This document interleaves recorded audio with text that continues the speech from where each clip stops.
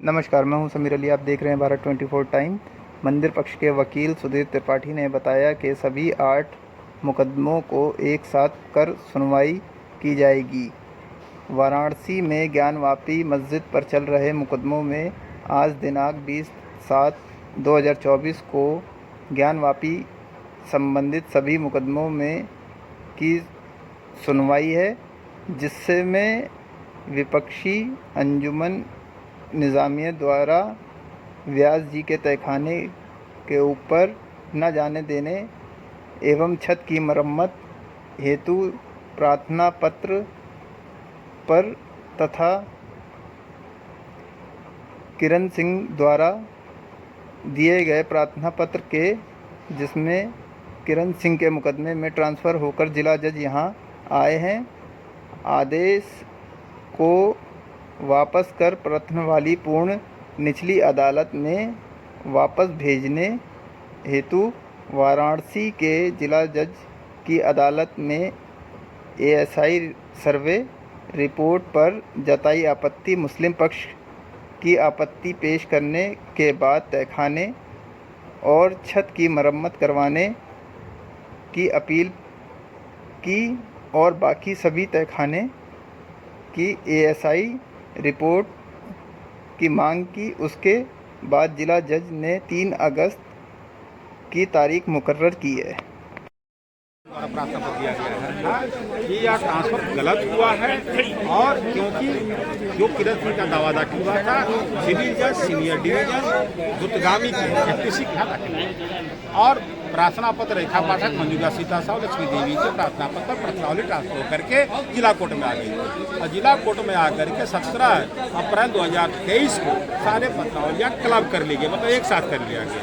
अब 23 के आदेश का आज पढ़ रहे हैं कि आप रिवीजन सुनेंगे अथवा अपील, क्योंकि वहाँ पर एक 7/11 पर आदेश हुआ था पीसी फर्स्ट द्वारा सिविल जज सीनियर डिवीजन का, उसमें रिवीजन इनके यहाँ पेंडिंग है अंजुमन जामिया द्वारा, तो उसमें करेगा आप रिवीजन सुनेंगे या मूल सुनेंगे, इसलिए आप नहीं सुन सकते, पत्रावली वापस भेज दी जाए। अगर उस आदेश से छूटे थे या समस्या उस दिन ही थी तो हाई कोर्ट जाना चाहिए, सुप्रीम कोर्ट जाना चाहिए।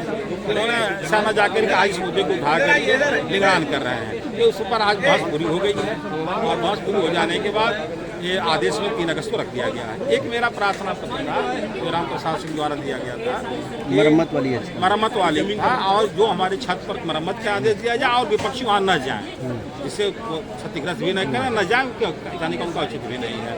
उस पर भी सुनवाई, उनका आपत्ति आ गई है। आपत्ति कापी मुझे नहीं दिया गया है, मुस्लिम पक्ष ने आपत्ति किया है, मुस्लिम पक्ष ने लिखित आपत्ति किया है और आपत्ति की कापी उन्होंने कहा है कि मैं तैयार कर लिया हूँ, मंडे को आपको रिसीव करा दूंगा। मौखिक तौर से उन्होंने बोला तो हमने भी मान लिया, मंडे को रिसीव कराएंगे। इसकी भी सुनवाई 3 अगस्त को होगी।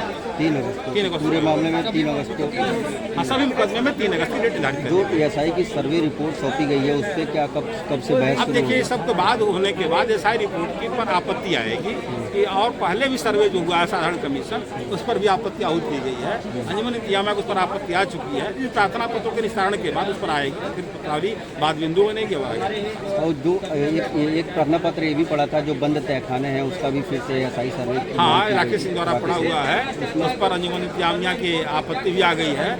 आज दौरान बहस पता चला कि काशी विश्वनाथ ट्रस्ट अधिवक्ता को कापी रिसीव नहीं कराया गया है, तो उन्होंने कहा कि आपको कापी नहीं मिला है और उस पर वो कापी मिलने के बाद आपत्ति करा, जो पर उसकी सुनवाई 3 अगस्त वापी प्रकरण में जनपद न्यायाधीश के कोर्ट में ज्ञानवापी से संबद्ध मामले जो 8 क्लब किए गए हैं, उन पे एक आपत्ति पड़ी थी कि इनको ट्रायल कोर्ट में ना निचली अदालत में भेज दिया जाए और सीपीसी के सेक्शन 24 के तहत ये विशेषाधिकार ट्रायल कोर्ट के हेड यानी प्रमुख जिला जनपद न्यायाधीश को है, वो अपने विचार से इस पर ट्रायल कर सकते हैं अथवा अन्य कोर्टों पर भेज सकते हैं। परंतु रकबा नंबर 91, 30, 31, 32 का ही विषय है जिसमें कथित ज्ञानवापी मस्जिद अवस्थित है।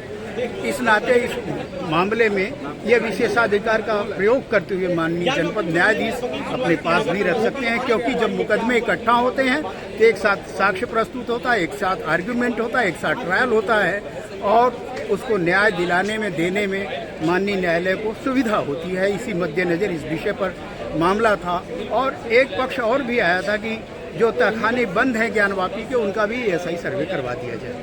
तो इन विषयों को लेकर ही आज मामला था और अगली सुनवाई 3 अगस्त को होनी है।